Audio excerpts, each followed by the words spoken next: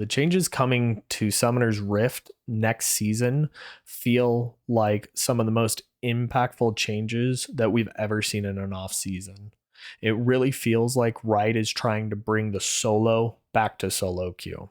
Let's get into it. It feels like the major goals at the start of the season are twofold. One, they're trying to bring back multiple ways to win the game. In the past couple seasons, it's really felt like the only way to win the game is through team fighting and objectives. We're talking Baron, we're talking Dragon, Soul, Elder, and we're talking Otacon. And if you're not getting those objectives, it really feels like you're on the back foot. We've all played games where we can win without the Soul, but we have Otacon and Baron, and it really feels like a push and pull. And if you lose all the objectives, you're not going to win the game. It feels like next year they're trying to bring it back where you can have multiple strategies based on your team comp and the champion that you want to main. The other goal that they state is they're trying to balance role agency.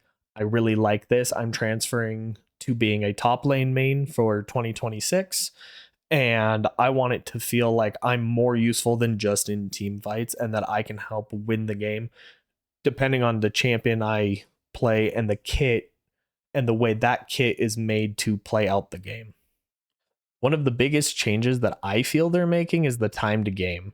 So going into next season, the game basically starts 35 seconds sooner.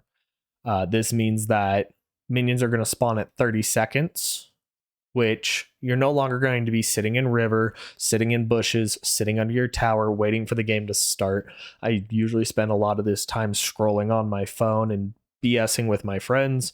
Now you got to be ready at 30 seconds. You got to be ready at about 60 seconds when those waves get to your lane and you're ready to start farming. The other big change is that monsters are spawning 30 seconds sooner. Right now, monsters spawn at a minute 30. It's going down 35 seconds. So at 55 seconds, we're going to have monsters spawning. It's a big change, going to really speed up the start of the game, which I personally am a fan of. As for the objectives, the biggest change that I'm seeing is that Otacon is now off the Rift. Anywhere from pro play all the way down to where I started in bronze and my friends in iron, nobody at the start of the season really understood how powerful Otacon can be. Now we all seem to understand that you have to take Otacon, and the permanent buff it gives is one of the most impactful in the game, only slightly outweighed by something like Soul and maybe Elder buff. They made some changes to him in the past year, moved when the Baron would spawn, things like that. But there's so many objectives that a jungler has to balance. I have a friend who's a jungle main, and I'm constantly on him about not missing objectives and that we're trying to get all the objectives. And it just seems like too much for one jungler to handle. So instead, they're just getting rid of Otacon, moving Baron back to the 20-minute spawn time. I'm a big fan of that. On top of that, no more feats of strength. Personally, I like feats of strength. It added a dynamic aspect to the game that I really haven't seen before, but I understand where that change is coming from, and there'll be more reason on why they're changing it going forward, and I think it brings more balance to the game. The other thing about objectives, First Blood Gold is back, bonus 100 gold for that, and 300 gold for taking first tower. They're making changes so that we don't see role swaps in pro play, which I'm a fan of. Now, the changes that they're doing to balance objectives, epic monsters are going to be tankier.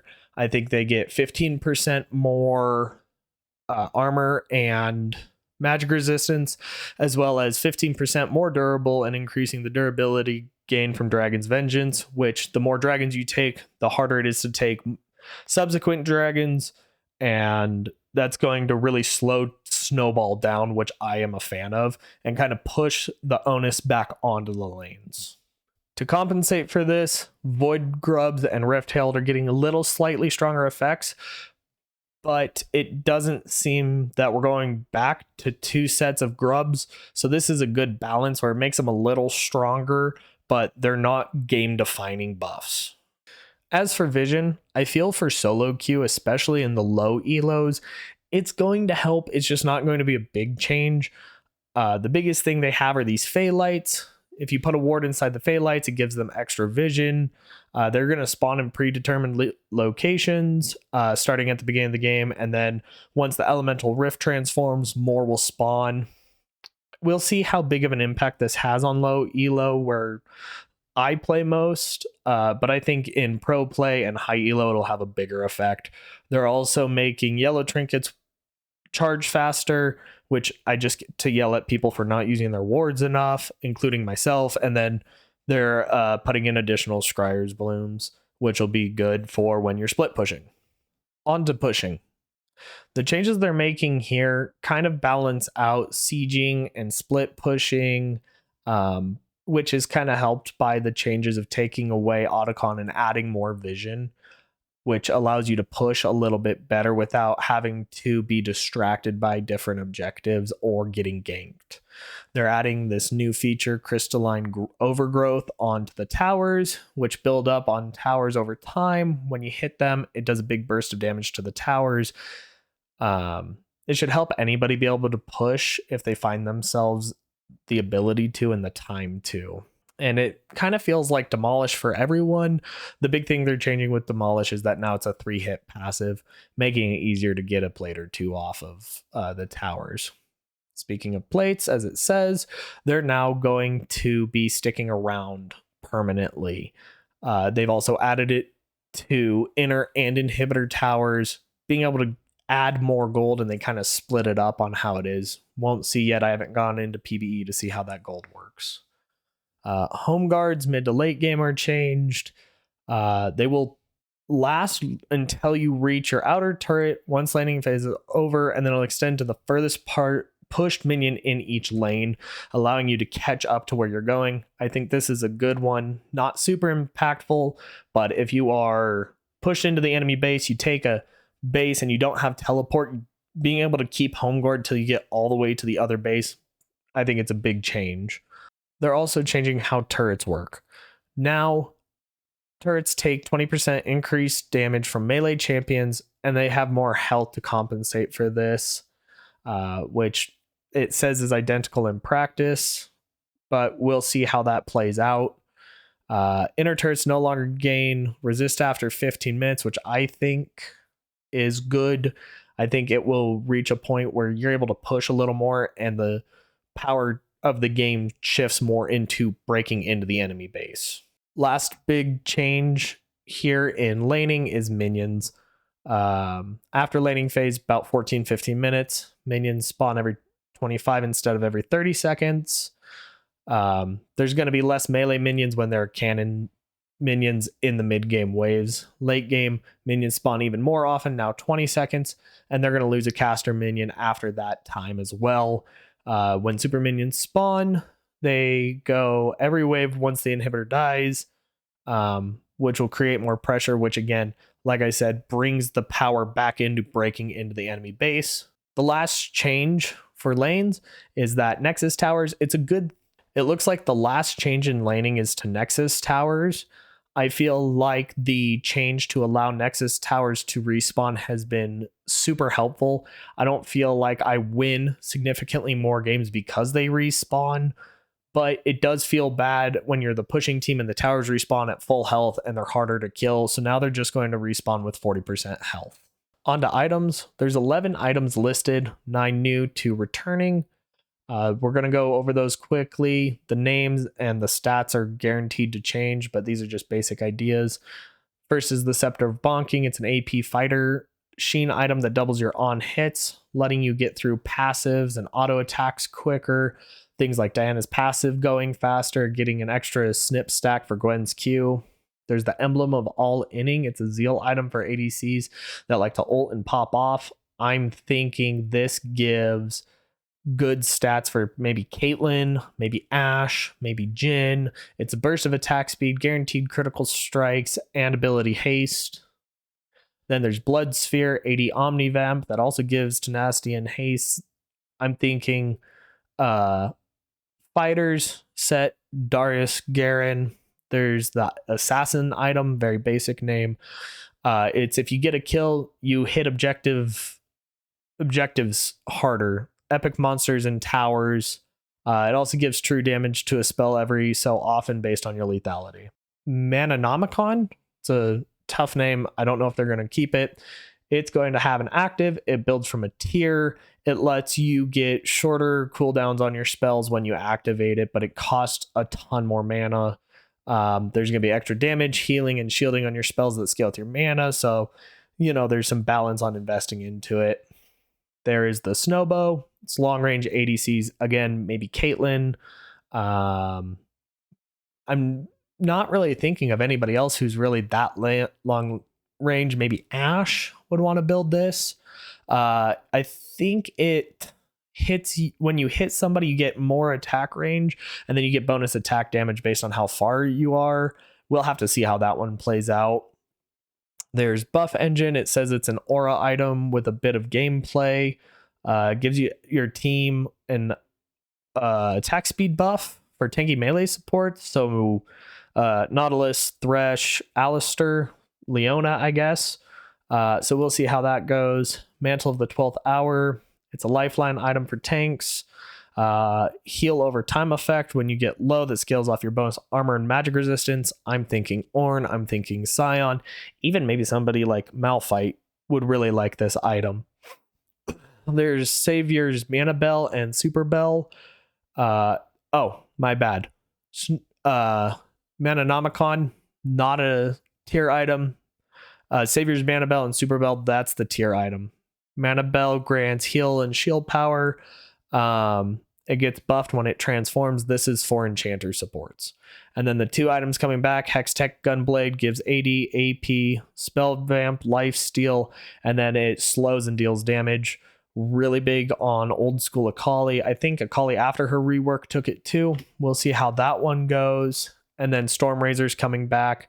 AD attack speed, crit, and then it deals damage and grants movement speed when you become energized. Jhin is going to love this item. Here may be the biggest change that is coming next season, and it's to role quests. It acts as a system like the jungle pet or the support quest, but now it's in every lane. And we're going to go through each one pretty quickly. Top laners, I feel like this might be the biggest one and going to need the most tuning. They can now go to level 20. They get more experience after completing their quest, and on top of that, they get teleport for free. If you already have teleport, it gets stronger. You get a max health shield on use. I'm going to be playing a lot of Mundo probably next year. This is going to be a lot of fun. As for mid lane, when they complete their quest, they get a free tier 2 boot like what you get for the feats currently, but it's going to be only on mid laners, as well as you get an empowered recall that's like Baron that goes down to 4 seconds. We will see how that works with Baron. I don't know how much faster you can get than 4 seconds. Bot laners, when they complete their quest, they get a sum of gold. They get more gold from killing minions, champions, assists for the rest of the game. And then they get a 7th item slot where their boots go, allowing them to get 6 items and really allowing the carry part of a carry. And the big part is that crits now do 200 damage instead of 175. That is one of my worst changes that I've ever seen to the game. It really took a lot of power out of ADC. If you're an ADC main, you're going to feel like the main character of the game again, I feel. Jungle and support already have quests and rewards, but they're making some changes. My biggest change that I see that I really like for next season is that jungle is slowing down. Your jungle pet is going to do less damage to compensate for this. Smite now does more when you upgrade it, but your first few clears are going to be a little slower, which I really like. It makes laning more important, and that you can't flip a lane quite so early into the game. They're also changing resists on jungle camps, so you're not going to see objectives getting stolen with random spells quite as often. You're just going to have to be out smiting, which can be a struggle. For supports, they get a new slot just like everybody else, but this is just for control wards. They get discounts on control wards and get more passive gold generation, so they can get through items more. I think this is huge, makes it feel like supports aren't going to end the game with 2 items because they're spending all their gold on control wards and not be able to get all the items to make it through the game. Now, going forward, looking specifically at ranked, they're making some changes that I think will help balance out how ranked works. And the big change that I'm seeing this year is their focus on autofill. Nobody likes it when they get autofilled.